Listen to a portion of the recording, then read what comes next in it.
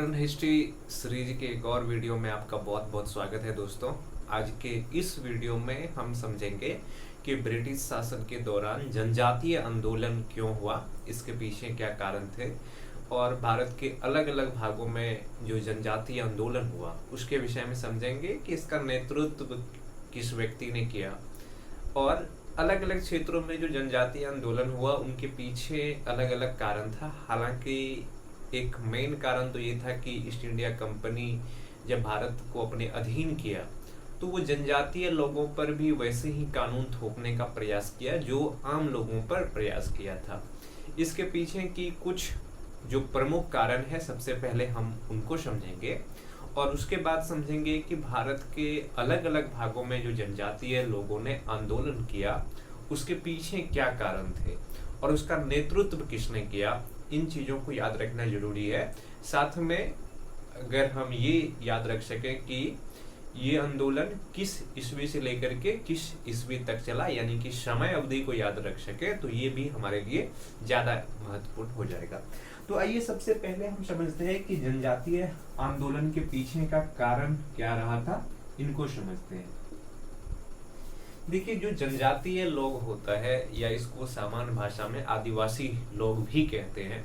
हालांकि भारत के संविधान जनजाति शब्द को अभी भी परिभाषित नहीं करता है। तो जनजाति लोगों का कहने का अगर साधारण सा मतलब समझे तो ये वो लोग थे जो प्राकृतिक आवास, जिसका प्रकृति के साथ बहुत अच्छा जुड़ाव था और जिसका आवास भी प्राकृतिक होता था, जंगलों में रहते थे या फिर पठारों में, पहाड़ों में, इस तरह के जगहों पर रहते थे। और इसके जीवन में जो प्रकृति है उसका रोल बहुत महत्वपूर्ण होता था। प्रकृति के साथ ये जुड़े हुए थे और इनका जो काम होता था वो प्रकृति के साथ ही होता था। ये अपने आजीविका के लिए, अपने जीवन यापन के लिए प्रकृति पर निर्भर रहा करता था। जब ईस्ट इंडिया कंपनी भारत आया तो ईस्ट इंडिया कंपनी की सबसे बड़ी जो आकांक्षा था भारत को अपने अधीन करने का, वो ये था कि हम ज़्यादा से ज़्यादा टैक्स कैसे वसूलें। तो जब टैक्स वसूलने की बात हुआ तो उन्होंने देखा कि ये आदिवासी लोग जंगलों में रहते हैं, प्रकृति के साथ रहते हैं और किसी तरह का टैक्स नहीं देते हैं। तो ईस्ट इंडिया कंपनी यहाँ से इन आदिवासी लोगों पर अपना नियंत्रण स्थापित करने का प्रयास किया और ये कोशिश किया कि इसको भी समाज के मुख्य धारा में लाया जाए, ताकि इस पर शासन करना भी एक तरह से नियंत्रण होगा। क्योंकि अगर ये जंगलों में रहेंगे, ये अपने हिसाब से अगर चीज़ों को देखेंगे तो ईस्ट इंडिया कंपनी को एक तो टैक्स नहीं मिलेगा, दूसरा इस पर नियंत्रण स्थापित करना उसके लिए मुश्किल हो जाता। इस वजह से ईस्ट इंडिया कंपनी धीरे धीरे अपने शासन के द्वारा, अपने नीतियों के द्वारा इस जनजाति समाज के लोगों को अपने अधीन करने का कोशिश करता है। इस वजह से क्या होता है कि सबसे पहले जो ईस्ट इंडिया कंपनी का था कि इस पर भू राजस्व जो वसूलना शुरू किया गया, वसूला जाना शुरू किया। अब क्या होता है कि ये लोग अगर जंगल में रहते थे, आदिवासी समाज के लोग, या फिर पठारी क्षेत्र में, तो ईस्ट इंडिया कंपनी की शासन के दौरान ये कोशिश किया गया कि इस लोग से भी भू राजस्व की राशि वसूला जाए, तो इससे उसको लाभ होता। इस वजह से जो आदिवासी लोग हैं इस पर ईस्ट इंडिया कंपनी ने अपना नियंत्रण स्थापित करने का कोशिश किया। और चूंकि शुरू से ये होता था ना कि ये प्रकृति के साथ रहते थे, जैसे जंगलों में रहते थे, और आदिवासी समाज के लोग अभी भी जो प्रकृति के द्वारा दिया हुआ चीज है, जैसे कि जल, जमीन और जंगल, इन पर अपना अधिकार मानते हैं। ये नहीं चाहते हैं कि इस पर उससे कोई टैक्स वसूले, क्योंकि ये इसको प्रकृति देते हैं और ये प्रकृति के साथ रहने वाले लोग थे। तो जब भू राजस्व वसूलने की जो उसकी ईस्ट इंडिया कंपनी का शासन जब भारत में स्थापित हुआ तो उनकी सबसे बड़ी आकांक्षा यही था कि कोई भी लोग बिना टैक्स दिए इस देश में नहीं रह पाए। तो आदिवासी समाज के जो लोग थे उस पर ईस्ट इंडिया कंपनी ने अपना नियंत्रण स्थापित करने का कोशिश किया और इन आदिवासी समाज के लोगों से वो भू राजस्व की राशि वसूलना शुरू किया। ये आदिवासी समाज के लोगों का ये पहला अनुभव था कि सरकार या राज्य उससे टैक्स वसूल रहा है, क्योंकि वो भूमि पर खेती करते हैं, जंगलों में निवास करते हैं। इस वजह से धीरे धीरे इन जो आदिवासी समाज के लोग हैं, इस पर क्या होता चला गया, ईस्ट इंडिया कंपनी के विरुद्ध एक तरह की गुस्सा उत्पन्न होना शुरू हो गया।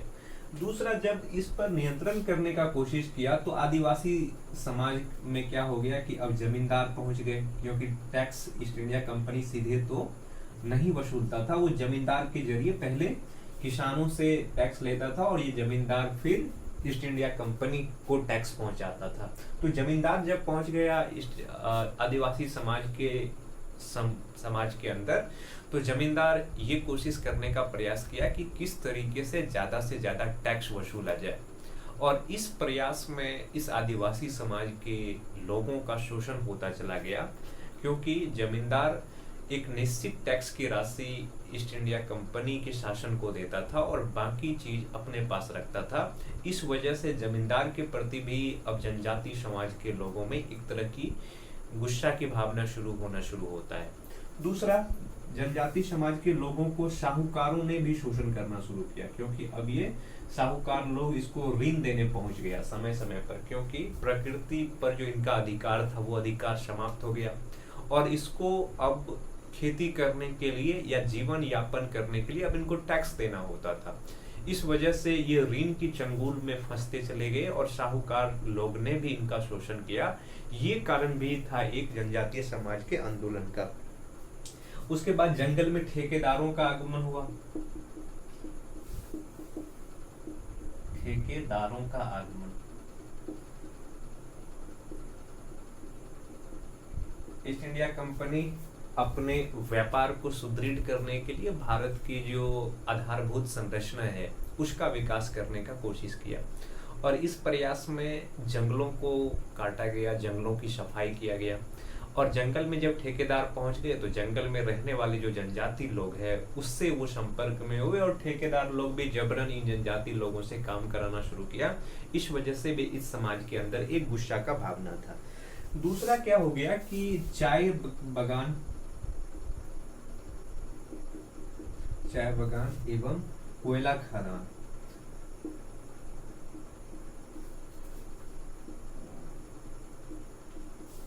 जबरन मजदूरी,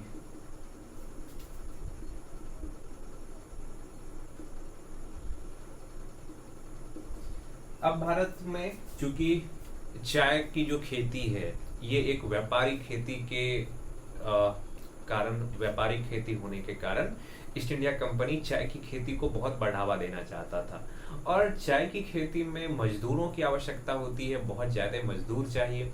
इस वजह से क्या हो गया कि आदिवासी समाज के जो लोग थे उसको जबरन काम पर लगाया जाना शुरू किया गया और उनको एक गुलामी के तरह, एक बंधुआ मजदूर के तरह बना करके उनको जब तक उनके शरीर में जान रहता था तब तक उससे काम कराया जाता था। उसके बाद कोयला खदान में जब कोयला को निकालना जाना शुरू हुआ तो वहां भी आदिवासी समाज के लोगों को बहुत शोषण हुआ, उनको वहां भी काम पर जबरन लगाया जाना शुरू हो गया। इस वजह से भी इन लोगों में गुस्सा था। उसके बाद क्या हो गया कि इन्होंने देखा ईस्ट इंडिया कंपनी ने कि आदिवासी लोग वन में रहते हैं, वन के उत्पादों का उपयोग करते हैं पर इससे सरकार को किसी तरह का टैक्स नहीं देते हैं। तो ईस्ट इंडिया कंपनी के शासन के दौरान ये कोशिश किया गया कि किस तरीके से जंगल पर अधिकार किया जाए और इसके लिए समय समय पर वन नीति लागू किया गया और वन नीति लागू होने की वजह से अब जो आदिवासी समाज के लोग अपना जीवन जीने के लिए वन और उसके उत्पाद पर निर्भर रहते थे, ये निर्भरता उसका धीरे धीरे खत्म हो गया और जब ये चीज खत्म हो गया तो अब वो आजीविका के लिए नए जगहों की तलाश किया, नए कामों का तलाश किया और जब वो नए काम पर पहुंचे तो वहां चूंकि उनको पहले से वो काम नहीं आता था तो उसको मजदूरों के तरह वहां पे काम करवाया गया और उसको कई तरह की सामना करना पड़ा। वन नीति के वजह से भी क्या हो गया कि ईस्ट इंडिया जनजाति आंदोलन की शुरुआत हुआ। एक वन नीति में कई तरह की चीज था। एक तो वन में प्रवेश के अधिकार की वन में प्रवेश का अधिकार समाप्त कर दिया गया। उसके बाद जो वन उत्पाद है, वन उत्पाद के उपयोग करना भी क्या किया गया कि अब इस पर प्रतिबंधित कर दिया गया कि अब न तो कोई वन में प्रवेश कर सकता है बिना परमिशन के सरकार के, और न ही वन उत्पाद का वो उपयोग कर सकता है। और आदिवासी समाज के लोग या जनजाति समाज के लोग अपने जीवन जीने के लिए वन पर निर्भर है। तो ये चीज इसके जीवन को बुरी तरीके से प्रभावित किया, और इस वजह से भी जनजाति लोगों के अंदर एक असंतोष की भावना था, एक गुस्सा का भावना था ईस्ट इंडिया कंपनी के शासन के प्रति। और ये वजह भी कई आदिवासी आंदोलन का या जनजाति आंदोलन का कारण बना। उसके बाद क्या किया गया कि आदिवासी समाज में एक अपनी कृषि प्रथा चलती थी जिसको कहते हैं झूम कृषि। इस झूम कृषि परंपरा पर क्या किया गया कि पाबंदी लगा दिया गया। पाबंदी देखिए, झूम कृषि में क्या होता था कि आदिवासी लोग जंगल में रहते थे। जंगल के कुछ हिस्से में ये लोग क्या करते थे कि जंगल को जला देते थे, जंगल की पेड़ को जला देते थे, और उसके बाद जो राख निकलता था जंगल के जलने के बाद उस पर ये लोग किसी तरीके से खेती करते थे। और चूंकि इसमें ज्यादा अच्छे तरीके से कृषि नहीं होता था तो उत्पादन कम ही होता था। समय के साथ ये लोग क्या करते थे कि उस जगह को छोड़ देते थे और फिर नए जगह पे फिर वही प्रक्रिया अपनाते थे, जंगल को जलाते थे, उस पर कृषि करते थे। इस तरीके से जो पुराना जगह था वहां फिर से जंगल उग जाता था और नया जगह पे फिर ये कृषि करते थे। और इसी तरह की जो प्रक्रिया होता था आदिवासी क्षेत्र में, उसको नाम दिया जाता था झूम कृषि। झूम कृषि के कारण जो ईस्ट इंडिया कंपनी की शासन है उसको ये पता ही नहीं चलता था कि आदिवासी लोग किस क्षेत्र में निवास कर रहे हैं और उससे भू राजस्व की जो राशि है वो किस तरीके से वसूला जाए। इस वजह से कंपनी शासन ने क्या किया कि जो आदिवासी समाज के लोग हैं, जनजाति समाज के लोग हैं, उसको उन्होंने एक जगह पर स्थिर होने के लिए मजबूर किया। क्योंकि झूम कृषि कर रहे हैं तो कभी ये लोग कुछ समय जंगल के किसी हिस्से में रुकते थे, फिर अगले साल या कुछ और समय के बाद किसी और हिस्से में चले जाते थे।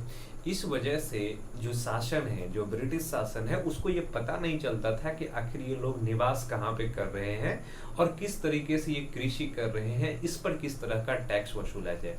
इस कारण से क्या होता है कि जो ईस्ट इंडिया कंपनी के शासक है वो ये कोशिश करता है कि ये आदिवासी लोगों को किसी एक जगह पे स्थिर रूप से बसने के लिए मजबूर किया जाए। क्योंकि जब वो एक जगह पे स्थिर रूप से बसेगा और उस आसपास के इलाके के संसाधन को उपयोग करेगा तो सरकार को ये पता होगा कि किस क्षेत्र में ये लोग निवास कर रहे हैं, और इसका ये परिणाम होगा कि सरकार इन लोगों से टैक्स की राशि आसानी से वसूल सकते हैं। तो झूम कृषि पर पाबंदी लगा करके आदिवासी समाज के लोगों को एक फिक्स जगह पर रहने के लिए मजबूर किया गया, और इसका परिणाम आगे चल करके ये हुआ कि इन समाज के लोगों ने अपने जब पुरानी जीवन शैली को छोड़ने के लिए मजबूर किया गया इस पर, तो इन्होंने ईस्ट इंडिया कंपनी के विरुद्ध आंदोलन करने के लिए प्रेरित हो गया। एक और अगर हम कारण समझें जो आदिवासी आंदोलन या जनजाति आंदोलन का आधार बना, वो ये था कि जबरन धर्मांतरण करवाए जाना।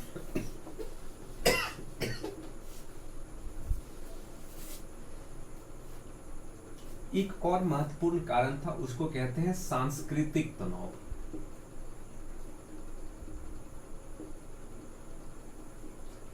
सांस्कृतिक तनाव के अंदर जबरन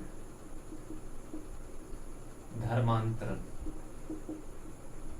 और धर्मांतरण भी किस में होता था? ईसाई धर्म में। ईसाई धर्म में जब ईस्ट इंडिया कंपनी का शासन भारत में स्थापित हो गया तो उनकी कई सारे कामों में एक काम ये भी था कि ईसाई धर्म का प्रचार प्रसार करना भारतीय समाज में। इस वजह से जो ईसाई मिशनरी है, यानी कि ईसाई धर्म के जो प्रचारक है, ये जनजाति लोगों के समाज में गए और जबरन जनजाति लोगों को ईसाई धर्म में धर्मांतरण करने का कोशिश किया। और जब ये प्रयास किया गया तो इसके अंदर अपने धर्म की रक्षा करने के लिए, अपने संस्कृति की रक्षा करने के लिए एक विरोध की भावना उत्पन्न होता है, और ये भावना भी जो जनजातीय आंदोलन है इसका एक कारण बनता है। तो ये कुछ प्रमुख कारण रहा जनजातीय आंदोलन का, जिसके वजह से कई सारे जनजातीय आंदोलन होते हैं। हालांकि अलग अलग भागों में इन्हीं में से कुछ कारक तो रहता ही है, स्थानीय कारक भी उत्पन्न होता है, और उसी वजह से अलग अलग समय अवधि में भारत के अलग अलग हिस्से में निवास करने वाले जनजातीय समाज के लोग आंदोलन करने का प्रयास करते हैं। तो आइए अब समझते हैं अलग अलग जो जनजातीय आंदोलन हुआ भारतीय समाज में उसके बारे में, और ये आंदोलन के कारण क्या रहे, और इस आंदोलन को फिर दबाने के लिए कंपनी शासन के द्वारा क्या किया गया।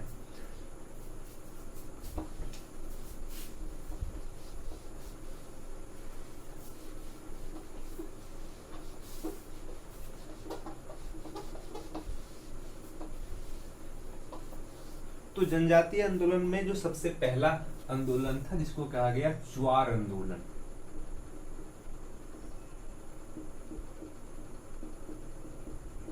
ज्वार आंदोलन, ये जो आंदोलन है इसका अगर हम स्थान को देखें कि ये आंदोलन किस क्षेत्र में हुआ है, तो जो ज्वार आंदोलन है ये आंदोलन जो हुआ था ये हुआ था कहां पर, ये बंगाल, छोटा नागपुर एवं बंगाल के क्षेत्र में।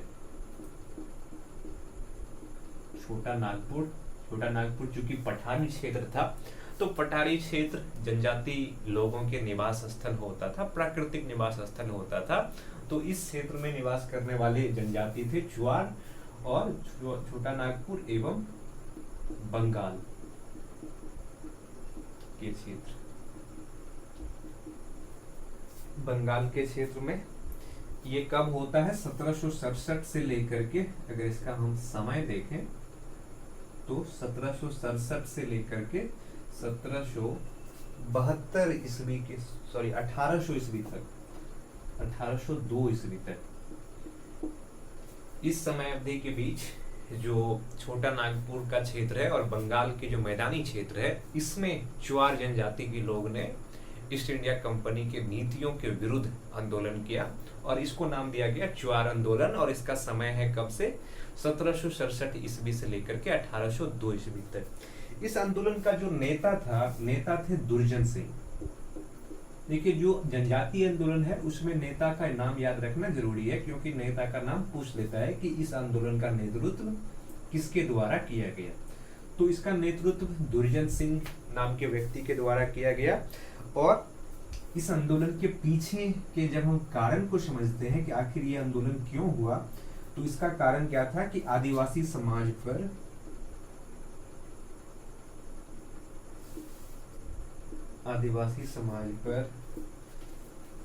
अंग्रेज का नियंत्रण, अंग्रेज या अंग्रेज शासन का नियंत्रण,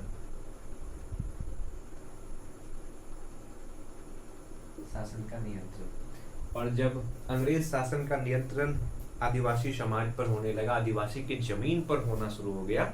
जमीन पर इसलिए नियंत्रण करना चाहते थे क्योंकि आदिवासी लोग ये मानते थे कि प्रकृति ने उसे जंगल, जल और जमीन, ये तीनों उपहार स्वरूप दिए हैं, और प्रकृति के द्वारा अगर कोई चीज उपहार दिया गया है तो उस पर किसी तरह की टैक्स देना सही नहीं है, टैक्स देने की कोई बात बनती ही नहीं है। पर ईस्ट इंडिया कंपनी ने अपने शासन के दौरान ये पूरा कोशिश किया कि चाहे वो प्राकृतिक संसाधन आम लोगों के द्वारा उपयोग किया जा रहा हो या फिर आदिवासी समाज के लोगों के द्वारा उपयोग किया जा रहा हो, उस पर नियंत्रण स्थापित करके अधिक से अधिक टैक्स वसूला जाए।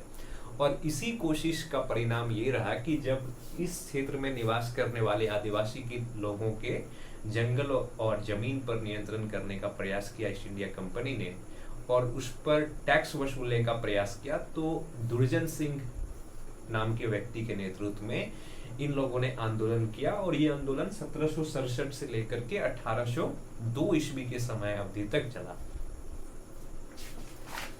जो अगला जनजातीय आंदोलन है वो है हो विद्रोह।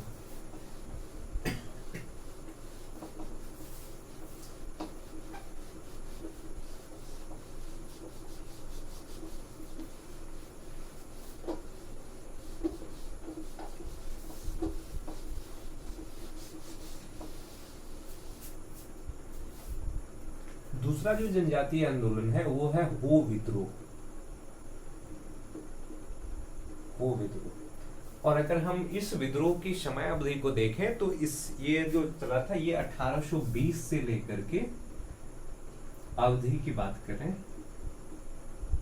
तो ये चला था 1820 से लेकर के 1837 ईस्वी के बीच तक। और अगर इस आंदोलन के क्षेत्र की बात करें कि किस क्षेत्र में ये आंदोलन हुआ था, तो ये जो हो विद्रोह है ये हुआ था कहाँ पे, आज का जो ओडिशा एवं पश्चिम बंगाल के सीमा क्षेत्र, आधुनिक ओडिशा एवं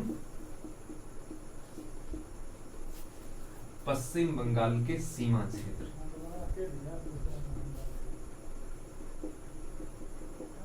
पश्चिम बंगाल के सीमा क्षेत्र,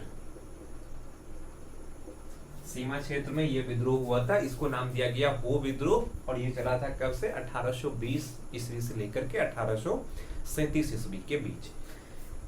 कारण क्या था, हमने शुरू में ही बताया था कि जो मुख्य कारण तो वही था जिसमें कि जो जनजाति समाज के लोग हैं उनके जमीन पर नियंत्रण करने का कोशिश किया गया, धर्मांतरण की कोशिश किया गया और उसकी संस्कृति, सभ्यता, जीवन जीने की शैली आदि को प्रभावित करने का जब भी कोशिश किया गया तो आदिवासी समाज के लोगों ने एक मजबूत आंदोलन किया, एक मजबूत प्रतिरोध किया। जो हो विद्रोह था इसका मेन जो कारण था, जो मुख्य वजह था वो ये था कि भू राजस्व वसूला जाना, भू राजस्व नीति। और जब भू राजस्व नीति लागू किया गया इस समुदाय के लोगों पर, तो इस समुदाय के लोगों ने भी विद्रोह कर दिया। जो अगला विद्रोह है वो है खासी विद्रोह।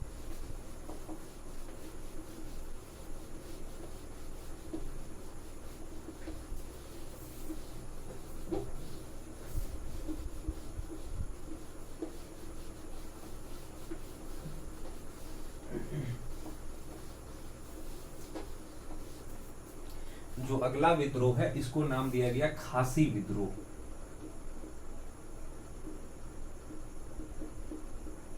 खासी विद्रोह। अगर हम इस विद्रोह को देखें तो ये जो विद्रोह हुआ था समय काल देखें 1829 से लेकर के 1833 ईस्वी के बीच। समय 1829 से 1833 ईस्वी के बीच ये आंदोलन चला था। और अगर हम क्षेत्र को देखें तो क्षेत्र जो था खासी पहाड़ी एवं जयंतिया पहाड़ी,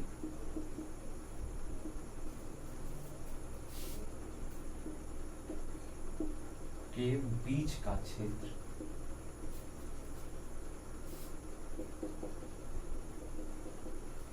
देखिए जो आज का मेघालय है, मेघालय में 3 छोटे छोटे पहाड़ों का श्रृंखला है, गारो, खासी एवं जयंतिया। इन्हीं जो खासी पहाड़ी है और जयंतिया पहाड़ी जो है इसके बीच वाले क्षेत्र में खासी जनजाति के लोग रहते थे। उन्हीं लोगों के द्वारा ये आंदोलन किया गया था। इसके पीछे का कारण क्या था? इसके पीछे का कारण था कि 1829 ईस्वी में जो क्षेत्र है कहां से कहां तक,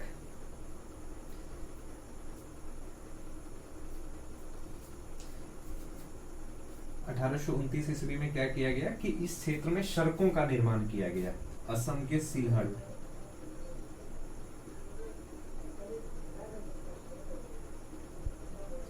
सिलहट, से ब्रह्मपुत्र घाटी को जोड़ने के लिए।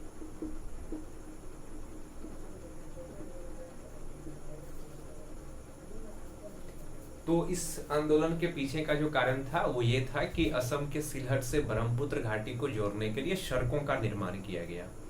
और इस सड़क के निर्माण के लिए बड़ी संख्या में बाहरी लोग इस क्षेत्र में प्रवेश करना शुरू किया। और जब बाहरी लोग इस क्षेत्र में प्रवेश किया तो जनजाति समाज के लोग ये बात मान के चल रहे थे कि बाहरी लोग उनकी संस्कृति को, उनके जीवन शैली को बदल सकते हैं। इस वजह से इस आंदोलन का शुरुआत होता है। दूसरा क्या किया गया कि ईस्ट इंडिया कंपनी के शासन में जो इस क्षेत्र में निवास करने वाले स्वतंत्र राज्य थे, इस पर भी अपना प्रभाव जमाने का कोशिश किया गया और इस वजह से भी ये इस आंदोलन की शुरुआत होता है। और ये आंदोलन हिंसक आंदोलन था, ब्रिटिश शासन के विरुद्ध आंदोलन किया गया। तो ब्रिटिश शासन ने प्रतिक्रिया के रूप में इस आंदोलन को हिंसक तरीके से कुचल दिया।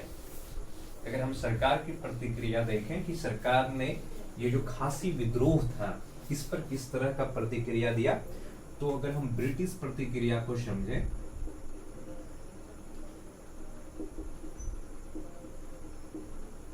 ब्रिटिश प्रतिक्रिया, तो सैन्य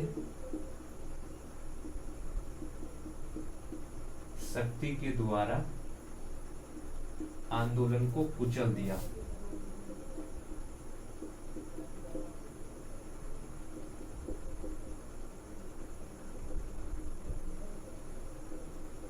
आंदोलन को कुचल दिया। ब्रिटिश शासक ने क्या किया कि अपने सैन्य शक्ति के द्वारा इस आंदोलन को कुचल दिया और इस तरह से जो खासी विद्रोह था, खासी विद्रोह समाप्त हो जाता है। जो अगला विद्रोह है वो था अहोम विद्रोह।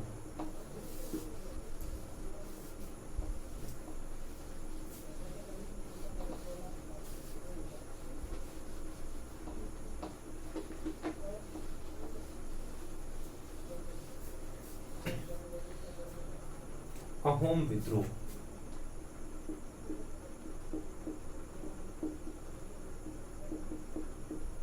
अहोम विद्रोह, देखिए जो अहोम विद्रोह हुआ था ये असम के क्षेत्र में हुआ था। अगर इसके हम क्षेत्र की सबसे पहले बात करें तो क्षेत्र ये असम का ही एक क्षेत्र था जिसमें ये विद्रोह हुआ था। और अगर हम समय अवधि की बात करें कि ये आंदोलन कब से लेकर के कब तक चला था, तो 1828 से लेकर के 1833 ईस्वी के बीच, 1833 ईस्वी के बीच ये आंदोलन चला था। इसका नेता कौन था, क्योंकि हर आंदोलन का नेता याद रखना जरूरी है। तो इसका था गोमधर कुंवर।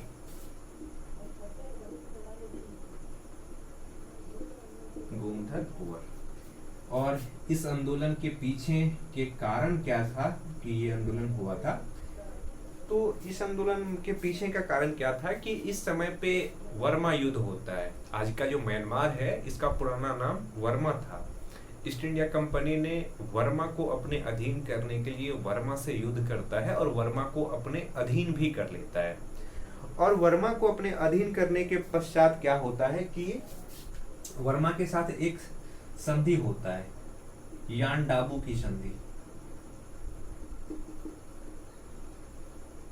यान डाबू की संधि। और तब जाकर के कुछ क्षेत्र को ईस्ट इंडिया कंपनी अपने नियंत्रण में ले लेता है। यान डाबू की संधि होने के बाद ये जो इलाका था जिस पर ये अहोम जनजाति के लोग रहते थे, इस इलाके पर भी ईस्ट इंडिया कंपनी अपना अधिकार जमा लेता है, अपने अधीन कर लेता है। इस वजह से ये आंदोलन शुरू होता है। और क्योंकि यहाँ के जो शासक है उसको सत्ता से बेदखल कर दिया गया था, तो ज्यादा आंदोलन इसलिए हो रहा था ताकि जो उसके पुराना शासक थे उनको फिर से उनका राज्य दिया जाए। तो इस आंदोलन को समाप्त करने के लिए जो ब्रिटिश ईस्ट इंडिया कंपनी के शासक है, सरकार ने क्या किया कि शांति प्रिय नीति का पालन किया। अगर हम ब्रिटिश नीति को देखें कि इस आंदोलन को ब्रिटिश नीति ने किस तरीके से काम किया, ब्रिटिश नीति शांति प्रिय तरीके से विद्रोह को खत्म करने का प्रयास किया, दबाने का प्रयास।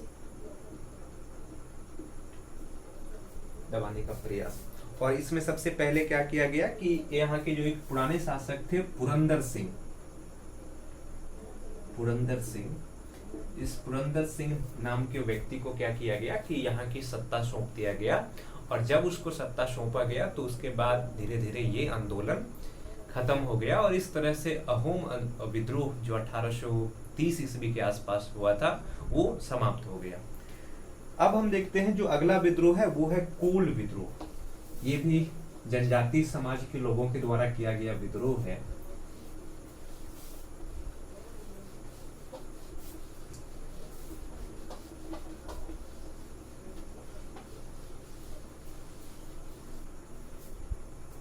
कोल विद्रोह।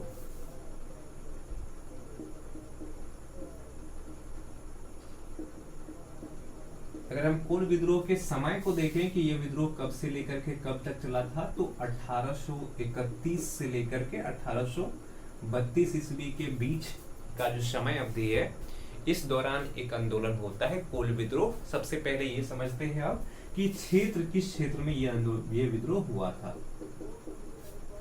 तो ये विद्रोह जो हुआ था छोटा नागपुर क्षेत्र,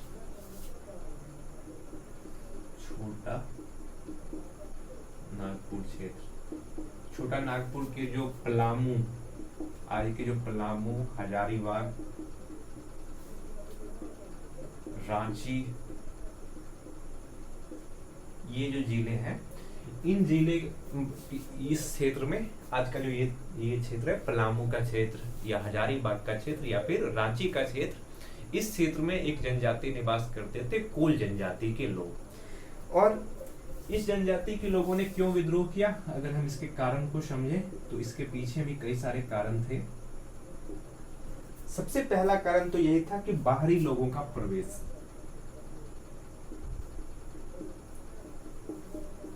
बाहरी लोगों का प्रवेश, बाहरी लोगों के प्रवेश के वजह से कई सारा जनजातीय आंदोलन होता है, क्योंकि बाहरी लोग को हमेशा आदिवासी समाज के लोग अपने खतरे के रूप में देखते हैं और उसको दीकू कहते थे। दीकू मतलब जो उसके समाज के लोग नहीं है, क्योंकि ये लोग उसके समाज में जब भी जाते थे तो उनकी जो संस्कृति है, उनका जो जीवन शैली है, वो प्रभावित होता था।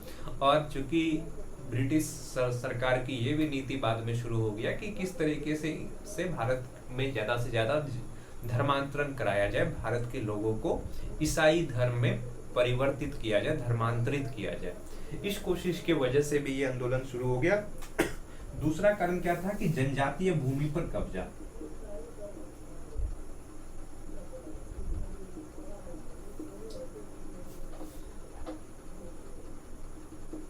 बाहरी लोग आदिवासी समाज के लोग में समाज में प्रवेश करते थे और उसके भूमि पर कब्जा कर लेते थे, क्योंकि वो या तो वो जमींदार होते थे या फिर सरकार का उसका समर्थन प्राप्त होता था। इसके वजह से भी इस लोगों के अंदर एक गुस्सा का हुआ। और दूसरा, व्यापारी एवं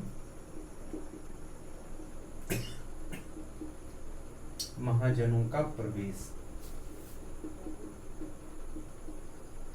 व्यापारी एवं महाजन का जब प्रवेश हुआ आदिवासी समाज में, इसके वजह से भी इस आंदोलन की शुरुआत होता है, जिसको नाम दिया गया कौन सा आंदोलन, तो कोल विद्रोह। तो इस तरीके से ये कोल विद्रोह जो है छोटा नागपुर के क्षेत्र में चला था और इसके पीछे भी वही सारा कारण था जो ब्रिटिश शासक या ब्रिटिश शासन के दौरान अधिक से अधिक लाभ कमाने के उद्देश्य से अपनाया गया था।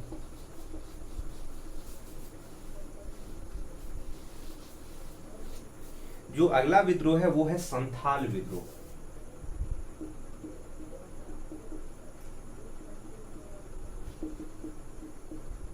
संथाल विद्रोह, ये जो संथाल विद्रोह है, अगर इसका हम समय अवधि देखें तो इसका समय अवधि 1855 से लेकर के 1857 ईस्वी की बीच का है। देखिए, इसका जो समय अवधि है 1855 में ये विद्रोह शुरू होता है और 1857 ईस्वी तक चलता है।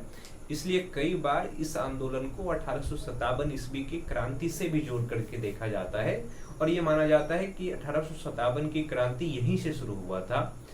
पर इन दोनों में फर्क है, क्योंकि 1857 की क्रांति के कारण कई कुछ और कारण थे जिसको हम आगे समझेंगे। हालांकि जनजातीय समाज के लोग ने भी उसमें अपना हिस्सा लिया था, पर ये आंदोलन उससे जुड़ा हुआ नहीं है। हम जब 1857 की क्रांति को समझेंगे तो वहां देखेंगे कि जनजातीय समाज के लोगों के तरफ से किस तरह की प्रतिक्रिया होता है 1857 की क्रांति में, उसका भागीदारी क्या रहता है और वो क्या क्या कोशिश करते हैं इस देश को ब्रिटिश शासक के चंगुल से मुक्त करने के लिए। पर अभी हम सबसे पहले संथाल विद्रोह को समझते हैं। जो संथाल, अगर इसका क्षेत्र बोले तो आज का जो भागलपुर है, भागलपुर के क्षेत्र में भी छोटा नागपुर है, तो इस क्षेत्र को भागलपुर में एक क्षेत्र पड़ता था जिसको कहा जाता था दामन एक को। दामन एक को भागलपुर छोटा नागपुर पठार का एक हिस्सा था और यहीं पे एक क्षेत्र था दामन एक को। यहाँ पे दो नेता हुए, एक तो सिद्धू और कान्हू। नेता की बात करें तो दो नेता हुए, सिद्धू और कान्हू। सिद्धू एवं कान्हू, इनके नेतृत्व में ये आंदोलन होता है। कौन सा आंदोलन? संथाल विद्रोह। और अगर हम इसके कारण को समझे, कारण अस्थाई बंदोबस्त,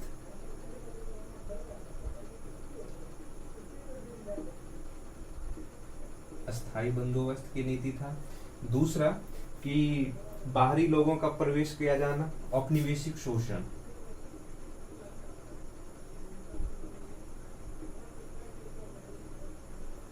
औपनिवेशिक शोषण, सरकार के द्वारा अधिक से अधिक शोषण किए जाने के प्रयास। और जो इसका तीसरा मेन कारण था कि अंग्रेज की नीति,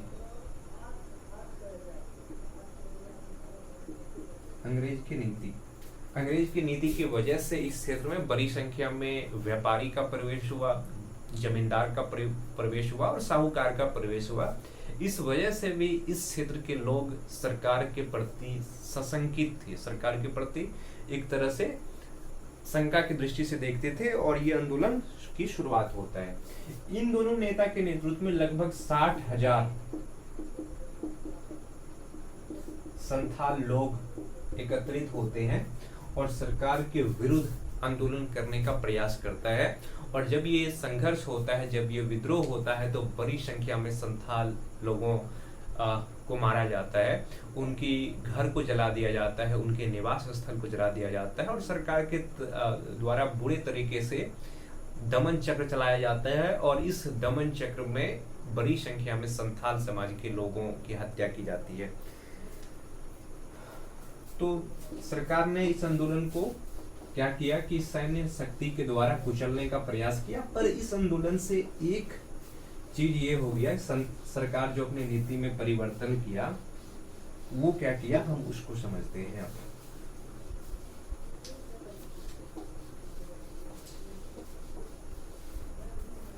इस आंदोलन का परिणाम क्या हो गया कि इस क्षेत्र में एक जिला का निर्माण हुआ।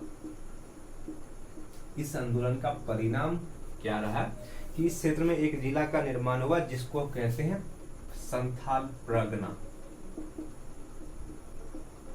संथाल परगना का निर्माण,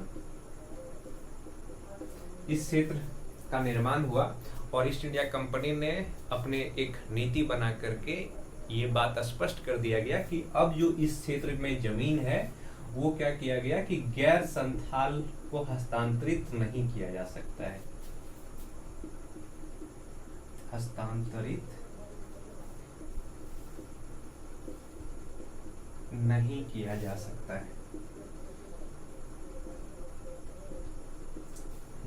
है, इसका मतलब क्या हो गया? इसका मतलब हो गया कि इस क्षेत्र की जो जमीन है वो उन्हीं लोगों को बेचा जा सकता है या उन्हीं लोगों के द्वारा खरीदा जा सकता है जो लोग संथाल समुदाय के हैं, संथाल समाज के हैं। बाकी किसी बाहरी समुदाय के लोग, बाहरी लोग इस क्षेत्र में आकर के न तो जमीन खरीद सकते हैं और न ही अपना घर बना करके रह सकते हैं। इस तरीके से ये आंदोलन क्या हो गया कि ये आंदोलन खत्म हो गया, संथाल विद्रोह।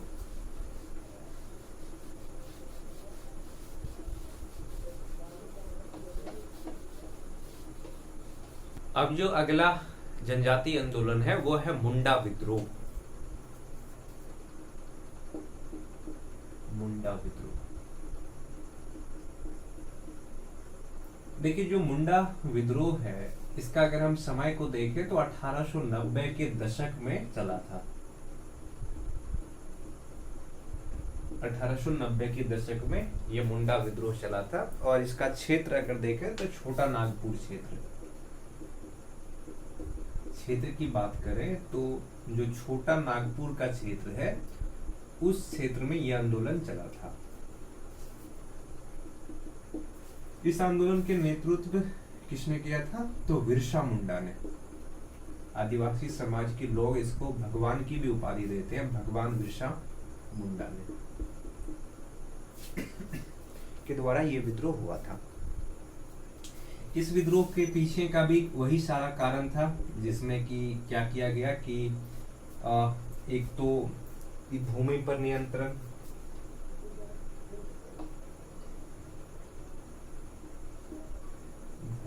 नियंत्रण, दूसरा ईसाई मिशनरियों का बढ़ता प्रभाव,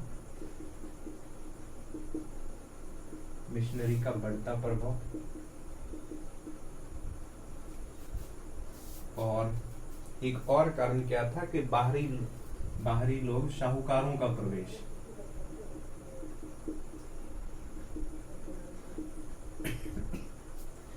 इन सभी कारण के वजह से किस आंदोलन की शुरुआत होता है? तो मुंडा विद्रोह की शुरुआत होता है 1890 के दशक में। बिरसा मुंडा ने लोगों को संगठित किया, लोगों को अपने साथ जोड़ने का प्रयास किया और लोगों में ये विश्वास दिलाया कि ये आदिवासी समाज के लोग उनके लिए सही नहीं है, उनके धर्म के लिए, उनके समाज के लिए खतरा है। इस वजह से ये आंदोलन शुरू होता है और समय के साथ ये आंदोलन हिंसक आंदोलन का स्वरूप ले लेता है। कई नेताओं को गिरफ्तार किया गया, बहुत सारे लोग मारे भी गए और अंत में जो इस आंदोलन के नेतृत्व कर रहे थे बिरसा मुंडा, इसको भी एक जेल में बंद किया जाता है और 1900 ईस्वी के आसपास इसका भी जेल में निधन हो जाता है बीमारी के वजह से। पर इस आंदोलन का जो सबसे महत्वपूर्ण पहलू है, अगर हम उनको समझें कि ये आंदोलन क्यों महत्वपूर्ण है,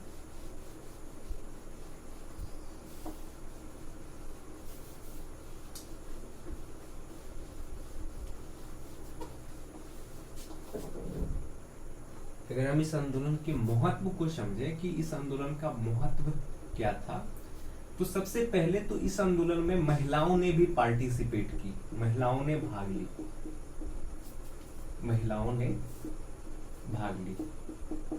पहला तो सबसे बड़ा महत्वपूर्ण घटना ये था। दूसरा, अगर हम बिरसा मुंडा की बात करें तो बिरसा मुंडा को आज भी जो मुंडा समुदाय के लोग हैं उनके प्रति बहुत सम्मान है, यहाँ तक कि उसको भगवान की भी उपाधि दिया जाता है। और जो 15 नवंबर जिस दिन बिरसा मुंडा का जन्म हुआ था, इस दिन आदिवासी गौरव दिवस के रूप में मनाया जाता है। आदिवासी गौरव दिवस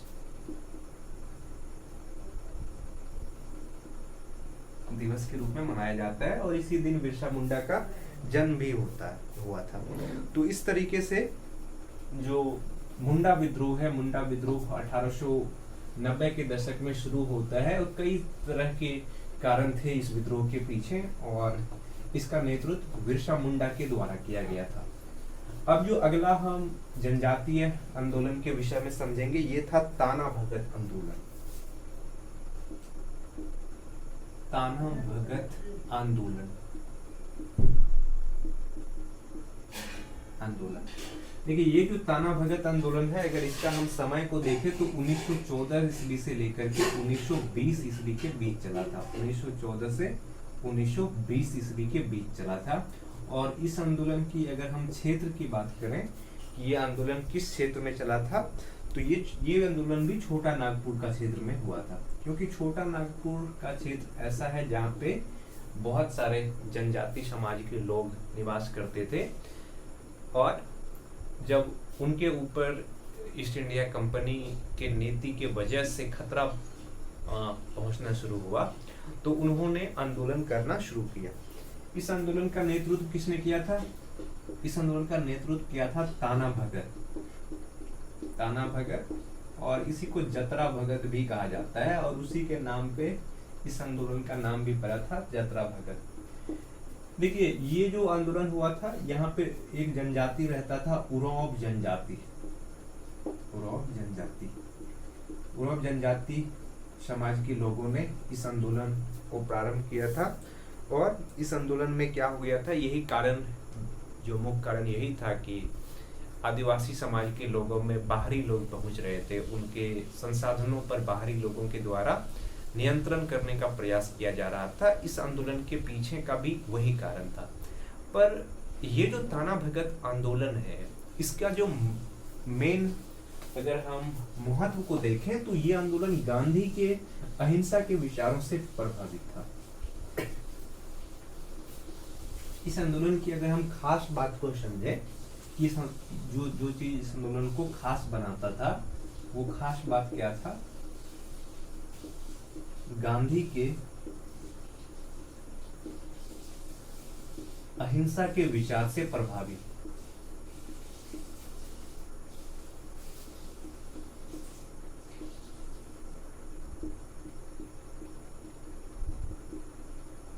अहिंसा के विचार से प्रभावित ये जो ताना भगत आंदोलन है, ये आंदोलन जो महात्मा गांधी है उसका जो अहिंसा का विचार था उससे बहुत ज्यादा प्रभावित था, इसलिए ये आंदोलन खास आंदोलन बन जाता है। तो ये महत्वपूर्ण आंदोलन था जो जनजाति समाज के लोगों ने ईस्ट इंडिया कंपनी के शासन के विरुद्ध किया था, ब्रिटिश शासन के विरुद्ध किया था। तो इस वीडियो में इतना ही। बहुत बहुत धन्यवाद।